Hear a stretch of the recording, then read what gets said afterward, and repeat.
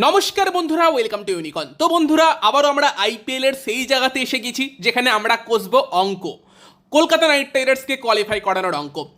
মানে এই একটা ব্যাপার আছে না, লাস্ট অব্দি কে কে আর কোয়ালিফাই করতে পারুক বা না পারুক, এই যে একটা থ্রিল যে এই রেজাল্ট এরকম হলে কলকাতা জিতে গেলে কলকাতা কোয়ালিফাই করতে পারে, এটাও একটা আইপিএল এর মজা, যাই বলো নাই বলো। তবে আমি ভাবছিলাম এই মরসুমের প্রথম দিকের 5-6টা ম্যাচ দেখার পর যে এবারে তো কোনো অঙ্কের কোশ্চেনই আসবে না, কলকাতা যেরকম খেলতে শুরু করেছে। তবে দিনের শেষে এটাই হয়তো আইপিএল এর মজা, যে লাস্ট অব্দি গিয়ে কিন্তু এখনও পসিবিলিটি রয়ে গেছে অত খারাপ শুরু করার পরেও যে কলকাতা নাইট রাইডার্স কোয়ালিফাই করতে পারে। লাস্ট এক সপ্তাহ আইপিএল এর বাকি, আর সেখানেও কলকাতার এখনও মানে কোয়ালিফিকেশনের চান্স রয়ে গেছে, ভালো রকমই চান্স রয়ে গেছে। এটা কজনই এক্সপেক্ট করেছিল। তবে অবভিয়াসলি কেকেআর লাস্টের দিকে যেরকম কামব্যাক করেছে সেটার প্রশংসা করতে হবে, এবং দিনের শেষে কলকাতা কোয়ালিফাই করতে পারুক বা না পারুক, যদি কলকাতা এখান থেকে 15 পয়েন্টে শেষ করে আমি তো খুবই খুশি হব, কোয়ালিফাই করুক বা না করুক।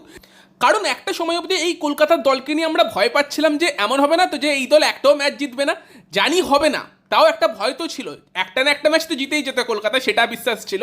আবার কেউ কেউ বলছিল যে 4 পয়েন্টের যে লোয়েস্ট রেকর্ড আছে সেটা কলকাতা ভেঙে দেবে না তো, কারণ সত্যি খুব খারাপ ক্রিকেট কলকাতা নাইট রাইডার্স খেলছিল। তবে যেভাবে সেকেন্ড হাফে কামব্যাক করেছে সেটার জন্য অবশ্যই আমাদের ক্রেডিটও দিতে হবে। তবে একটা ব্যাপার অবশ্যই ঠিক, যে এখনও কলকাতার টিমের 12টা প্লেয়ার 12টাই ম্যাচ উইনার এরকম কিন্তু মনে হয়নি একটা চ্যাম্পিয়ন টিমের যেরকমটা মনে হয়। কলকাতার দলটা অবভিয়াসলি অনেকটা বেশি Finn Allen, Cameron Green, Rinku Singh, Varun Chakravarthy, Sunil Narine বা কার্তিক ত্যাগী, এই প্লেয়ারগুলোর উপর অনেকটা বেশি ডিপেন্ড করে আছে, যাই বলো নাই বলো। সেখানে অনেকগুলো এমন প্লেয়ার আছে যার মধ্যে প্রথমত ক্যাপ্টেন রাহানি একজন, যার পারফরমেন্স নিয়ে রীতিমতো কথাবার্তা হচ্ছে। তো সমস্যা তো ভাই টিমে আছে, টিমটাকে চ্যাম্পিয়ন টিমের মতো বা প্লে অফে কোয়ালিফাই করানোর মতো টিম লাগেনি। বাট যদি তারপরও কোয়ালিফাই করে যায়, পাঞ্জাব কিংসের মতো টিম কোয়ালিফাই না করতে পারে, আলাদাই মজা এসে যাবে। অ্যাকচুয়ালি মানে পাঞ্জাব কিংসের একটা পিক টাইম চলছে, পিক পাঞ্জাব কিংস, তারা টানা 6টা ম্যাচ হেরেছে, আর কলকাতার সব থেকে খারাপ সময় চলছে। এবং তারপরে এখন দাঁড়িয়ে এমন পরিস্থিতি যে কলকাতা আর পাঞ্জাব লাস্ট অব্দি সমান পয়েন্টে শেষ করতে পারে, সেই পসিবিলিটি আছে। এটাই হচ্ছে পার্থক্য। কালকে একটা আরসিবি পাঞ্জাবকে হারিয়ে টুইট করেছে, অনেকগুলোই সুন্দর সুন্দর টুইট করেছে, বাট এই ফটোটা দিয়ে যে টুইটটা করেছে না, এই টুইটটা আমার হেভি লেগেছে ভাই। যারা কনটেক্সট জানো তারা জানো, মানে এটা হচ্ছে ওই একটা ফটো যেটাতে আর কি মানে একজন একজনকে বলছে থোড়া কম বালাকার বলে একটা গালাগালি আছে, মানে সিম্পলি পাঞ্জাবকে একটু অল্প কথা বলতে বলছে আরসিবি। আর এখানে কেকেআর থাকলে ব্যাপারটা আরও জমে যেত, কারণ ভাই একটা টিম 3বার চ্যাম্পিয়ন, একটা টিম কিছু হতেই পারেনি, আর সেই টিমটাকে নিয়ে তারা ট্রল করছিল। যাই হোক, সেখানে বাদ দাও, ওদের কথা বাদ দাও, আমরা আমাদের দিকে ফোকাস করি যে কলকাতা নাইট রাইডার্সের জন্য কি হতে পারে। প্রথমত কলকাতার জন্য যেটা করতেই হবে সেটা হচ্ছে কলকাতাকে 2টো ম্যাচ জিততে হবে। কলকাতা যদি কোনো ম্যাচে পয়েন্ট হারায় বা কলকাতার ম্যাচ ভেস্তেও যায়, তাহলেও আর কোনো চান্স থাকবে না। 2টো ম্যাচ থেকে 4টে পয়েন্ট প্রথমত কলকাতাকে নিতে হবে। অন্য টিমের রেজাল্ট কি হচ্ছে না হচ্ছে সেটা বাদ দিয়ে কেকেআরকে জিততে হবে, এটা হচ্ছে সব থেকে প্রথম ক্রাইটেরিয়া, যে কলকাতাকে 15 পয়েন্ট অব্দি গিয়ে ফিনিশ করতে হবে। এবার এখানেই একটা জিনিস আমাদের মনে পড়বে, যে সেই তোমার লখনৌ সুপার জায়েন্টের সঙ্গে যে ইডেনে ম্যাচটা হয়েছিল, যদি ওই ম্যাচে ফিন অ্যালেনের ক্যাচটা একটুখানি জুম করে আম্পায়ার দেখতো, দিগ্বেশ রাঠি বাউন্ডারি লাইনে পা দিয়ে ক্যাচ নিয়েছিল, ওটা 6 হতো, তাহলে সেই ম্যাচের রেজাল্টও ডিফারেন্ট হতে পারতো। বা তারপর তো কলকাতা ম্যাচটা জিততে পারতো, মুকুল চৌধুরীর কাছে হেরে গিয়েছিল, যদি একটু বৈভব আরোরার মতো প্লেয়ার একটু মাথাটা ইউজ করতে পারতো বা ঠিকঠাক বোলিং হতে পারতো, 2টো পয়েন্ট বেশি থাকা মানে এই জায়গাতে বিশাল অ্যাডভান্টেজে থাকতো কলকাতা নাইট রাইডার্স। এবং আমার এটাও মনে হচ্ছে যে হায়দ্রাবাদ ম্যাচটাও তখন আমরা ভাবছিলাম যে একটা পয়েন্ট এক্সট্রা আছে যেটা আমাদের কাজে আসতে পারে, নেট রান রেটের দরকার হবে না, কারণ তখন কেই ভেবেছিল যে লাস্ট অব্দি গিয়ে পাঞ্জাব কিংসের সঙ্গে কলকাতা নাইট রাইডার্সেরও লড়াই হতে পারে আইপিএল পয়েন্টস টেবিলে। এবং এখন মনে হচ্ছে সেই হায়দ্রাবাদ ম্যাচটা আরও 2 ওভার আগে ফিনিশ করতে পারলে নেট রান রেটটা আরেকটু বেটার হয়ে থাকতো, যেটার দরকার পড়তে পারে যদি লাস্ট অব্দি গিয়ে পাঞ্জাব এবং কেকেআর দুজনই 15 পয়েন্টে শেষ করে। সেই ক্ষেত্রে পাঞ্জাব কিন্তু কিছুটা অবশ্যই এগিয়ে আছে নেট রান রেটের ক্ষেত্রে। তো এগুলো কিছু জিনিস মনে পড়বে, বাট ক্রিকেটে এরকম যদি কিন্তু বলে কিছু হয় না। রাজস্থানও ভাবতে পারে যে রিঙ্কুর ওই সহজ ক্যাচটা যদি তোমার নান্দ্রে বার্গার না ফেলতো, তাহলে আজকে কলকাতা এই জায়গাতে থাকতো না, আমরা কোয়ালিফাই করার মতো জায়গাতে চলে যেতাম, কারণ কলকাতা হেরে যেতে পারতো সেই ম্যাচটা। তো যাই হোক, যদি কিন্তু করে কিছু লাভ নেই। আমরা যদি আইপিএল পয়েন্টস টেবিলের কি সিচুয়েশন, কলকাতা কিভাবে কোয়ালিফাই করতে পারে সেই নিয়ে যদি কথা বলি, তো প্রথমত ক্রাইটেরিয়া ওটাই যে কলকাতাকে প্রথমত 2টো ম্যাচ জিতে 15 পয়েন্টে পৌঁছতে হবে। এবার কলকাতা হাইয়েস্ট 15 পয়েন্টে পৌঁছতে পারে, সেই জায়গাতে দাঁড়িয়ে আরসিবি আর গুজরাট টাইটান্স তারা অলরেডি 18 পয়েন্টে এবং 16 পয়েন্টে পৌঁছে গেছে, তাদেরকে কলকাতা কোনোভাবেই ধরতে পারবে না। ফলে আরসিবি এবং গুজরাট টাইটান্স তারা কলকাতার ধরাছোঁয়ার বাইরে, তো 2টো স্পট ওখানে চলে গেছে, কলকাতাকে ধরতে হবে। আর বাকি নিচের দিকে তোমার দিল্লি, মুম্বাই এবং লখনৌ তারা হাইয়েস্ট 14 পয়েন্টেই পৌঁছতে পারে। মানে 5টা টিম বাদ দিয়ে দাও, বাকি কলকাতা একটা টিম আর 4টে টিম আছে। তার মানে ব্যাপারটা হচ্ছে কলকাতার প্রতিপক্ষ 4খানা দল, স্পট পড়ে আছে 2খানা প্লে অফসের, যেই দুটো স্পটকে কলকাতা টার্গেট করতে পারে। মানে কলকাতার তো একটা স্পটই লাগবে।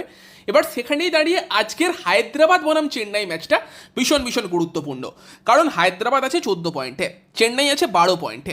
এই ম্যাচে দুটো রেজাল্ট কলকাতাকে দুরকম সাহায্য দিতে পারে। প্রথমত যদি আজকে সানরাইজার্স হায়দ্রাবাদ জিতে যায়, তার মানে তারা কিন্তু 16 পয়েন্টে পৌঁছে গেল, মানে তারাও কলকাতার ধরাছোঁয়ার বাইরে চলে গেল, মানে আর একটাই স্পট থাকবে। তবে তার মানে কিন্তু এটাও হলো যে চেন্নাই আর 14 পয়েন্টের বেশি পৌঁছতে পারবে না। মানে সেই জায়গাতে দুটো প্রতিপক্ষ চলে যাবে, একটা স্পট চলে যাবে যদি আজকে হায়দ্রাবাদ জিতে যায়। সেখানে কলকাতার লড়াই থাকবে একটা স্পটের জন্য। কলকাতার প্রতিপক্ষ হবে রাজস্থান রয়্যালস এবং পাঞ্জাব কিংস। রাজস্থান এখন আছে 12 পয়েন্টে, রাজস্থানের ম্যাচ পড়ে আছে 2খানা, যেখানে রাজস্থানের ম্যাচ আছে মুম্বাই এবং লখনৌয়ের সঙ্গে। তো সেই দুটো টিম অলরেডি প্লে অফের বাইরে, তো তারা জিতলে কোনো অসুবিধে নেই। তো সেখানে যদি রাজস্থান একটা ম্যাচ হেরে যায় মুম্বাই এবং লখনৌয়ের সঙ্গে, তাহলে কিন্তু রাজস্থানও 14 পয়েন্টে দাঁড়িয়ে গেল। তার মানে তারাও তখন ছিটকে যাবে প্লে অফের লড়াই থেকে। 15 পয়েন্ট অবধি কলকাতা পৌঁছতে পারে আর পাঞ্জাব পৌঁছতে পারবে সেক্ষেত্রে।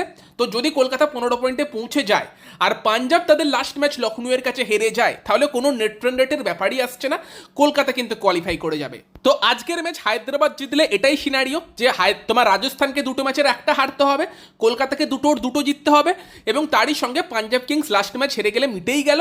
কিন্তু যদি পাঞ্জাব কিংস জেতে, সেখানে পাঞ্জাবও 15 পয়েন্টে থাকবে, কলকাতাও 15 পয়েন্টে পৌঁছবে। সেখানে নেট রান রেটের ব্যাপারটা আসবে, এবং নেট রান রেট কলকাতার থেকে কিছুটা বেটার তো অবশ্যই পাঞ্জাবের আছে। কলকাতার কাছে দুটো ম্যাচ আছে, প্রথমত পরের ম্যাচটা যদি একটু নেট রান রেট বাড়ানো যায় সেটার চেষ্টা করতে হবে। তবে কলকাতার অ্যাডভান্টেজ এটা যে কেকেআর লাস্ট ম্যাচটা খেলছে দিল্লির সঙ্গে, তারপর আর কোনো গ্রুপ স্টেজের ম্যাচ নেই।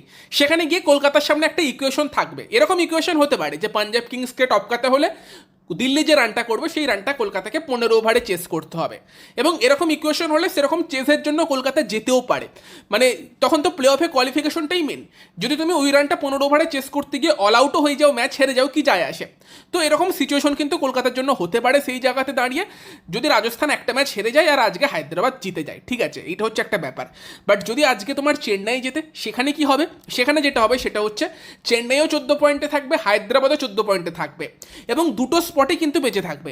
তো সেখানে এই যে ইকুয়েশনটা বললাম, হায়দ্রাবাদ জিতে গেলে রাজস্থানকে হারতে হবে, পাঞ্জাবের ব্যাপারটা আছে, সেগুলো তো থাকবেই। তার পাশাপাশি চেন্নাই হায়দ্রাবাদ দুটো দলই কিন্তু লড়াইয়ে থাকবে। এবার দেখো এখানে দুটো পসিবিলিটি আছে, ভালোও আছে খারাপও আছে। যে চেন্নাইও 14 পয়েন্টে, হায়দ্রাবাদও 14 পয়েন্টে, সেই দুটো দল খেলছে কাদের সঙ্গে? তোমার আরসিবির সঙ্গে খেলবে আর গুজরাটের সঙ্গে খেলবে, যেই দুটো দল টপ 2-এ চলে গেছে, ভালো দল, ভালো খেলছে। এবার যদি চেন্নাইও লাস্ট ম্যাচটা জেতে, হায়দ্রাবাদও লাস্ট ম্যাচটা জেতে, তাহলে দুটো দলই 16 পয়েন্টে পৌঁছে যাবে। কেকেআর সেখানে কিন্তু 15 পয়েন্ট অবধি পৌঁছেও কিছু করতে পারবে না, চেন্নাই এবং হায়দ্রাবাদ কিন্তু কোয়ালিফাই করবে। আবার যদি দুটো দল তাদের লাস্ট দুটো ম্যাচ হেরে যায়, সেখানে দুটো দলই কিন্তু 14 পয়েন্টে আটকে যাবে। সেখানে কিন্তু যদি এমন হয় যে রাজস্থানও একটা ম্যাচ হারলো আর উল্টো দিকে পাঞ্জাব তাদের লাস্ট ম্যাচটা জিতলো, কেকেআর তাদের লাস্ট দুটো ম্যাচ জিতলো, দুই দলই 15 পয়েন্টে গেল, এবং 15 পয়েন্ট নিয়ে কিন্তু পাঞ্জাব এবং কলকাতা দুই দলই কোয়ালিফাই করে যাবে। সেই ব্যাপারটাও খোলা থাকবে, তখন আর নেট রান রেটের ব্যাপার কিন্তু আসবে না। বা পাঞ্জাব হেরে গেল, সেক্ষেত্রে কিন্তু 14 পয়েন্টেও কোনো দল কোয়ালিফাই করতে পারে, সেই পসিবিলিটিও কিন্তু থাকবে। তো সেখানে আজকে চেন্নাই জিতলে সেই দুটো স্পটই খোলা থাকছে, বাট সেখানে আবার এই রিস্কটাও থাকবে যে চেন্নাই হায়দ্রাবাদ দুটো দলই দুটো স্পটের লড়াইয়ে থাকবে। তবে আজকে হায়দ্রাবাদ জিতলে চেন্নাই ছিটকে যাবে, একটা স্পট থাকবে, সেই স্পটের লড়াইয়ে কিন্তু পাঞ্জাব, কলকাতা এবং রাজস্থান থাকবে। এমন নয় যে চেন্নাই থাকবে না, কারণ সেখানেও একটা 14 পয়েন্টে কোয়ালিফিকেশনের পসিবিলিটি থাকবে, যে কলকাতা যদি লাস্ট দুটো ম্যাচের একটা হারে, পাঞ্জাব হারে, তোমার রাজস্থানও একটা ম্যাচ হারে, সেক্ষেত্রে তাদের 14 পয়েন্টের নেট রান রেটের পসিবিলিটিটা থাকবে। তো সব রকম রেজাল্টই পসিবল। এখন অবধি দাঁড়িয়ে সব দলই কোয়ালিফাই করতে পারে, দিল্লিও এখন অবধি ছিটকে যায়নি। তো সেখানে দাঁড়িয়ে কলকাতার জন্য এটাই ইকুয়েশন। আজকের ম্যাচের পর ইকুয়েশন আরও ক্লিয়ার হয়ে যাবে যে কি হলে কি হবে। তো সেখানে আজকের চেন্নাই বনাম হায়দ্রাবাদ ম্যাচটা খুবই গুরুত্বপূর্ণ। এমন নয় যে একটা পার্টিকুলার রেজাল্টের জন্য কেকেআর ফ্যানদের প্রে করতে হবে, যে কোনো একটা রেজাল্ট হলে যে কোনো একটা পসিবিলিটি হবে, দুরকম পসিবিলিটি আছে। সেখানে আজকের ম্যাচের দিকে আমাদের নজর রাখতে হবে। তো এই হচ্ছে কলকাতা নাইট রাইডার্সের বর্তমান সিচুয়েশন।